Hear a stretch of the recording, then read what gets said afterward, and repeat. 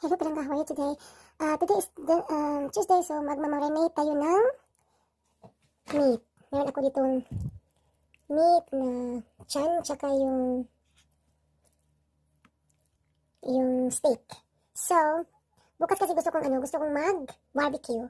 So, before, para mas masarap ang ating barbecue, i-marinate muna natin yan siya overnight, isok natin yan siya. So, meron akong ginawang sauce. Ang nilagay ko dito is chopped onions, garlic, and ginger.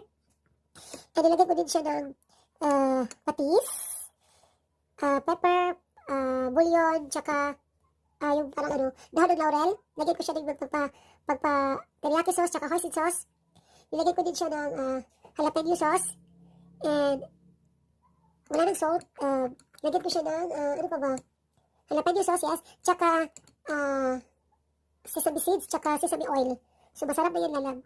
Yan yung ating sauce for today. So, lagyan na natin dyan siya dito. Ayan. Ayan, diba? Dito natin dyan siya para mas masarap. Ayan. So, ang gagawin natin is i-mix lang natin yan siya. Mix lang. Mixing. Para mas malasa talaga. Lahat nilagay ko sa parang inano ko siya. Kumbaga, ito, pinaano din dyan ko. Dyan ko nilagay lahat. Para mag-ano talaga yung mga kanyang ingredients mag-mix talaga well. Perfectly mix. So, mas masarap kasi pag i-marinate mo muna bago mo siya i-barbecue kasi mas malasa talaga siya.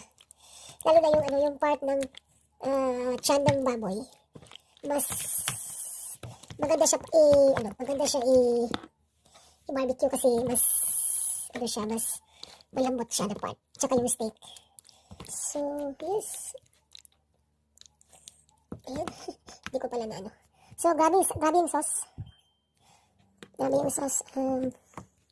Ganun ko siya ng pangpaanghang rosemary kasi para mabango talaga yung ating aromatic yung ating meat. Mas gusto ko talaga siya ang bango, grabe. I-soak ng overnight bukas para pag grill ang sarap.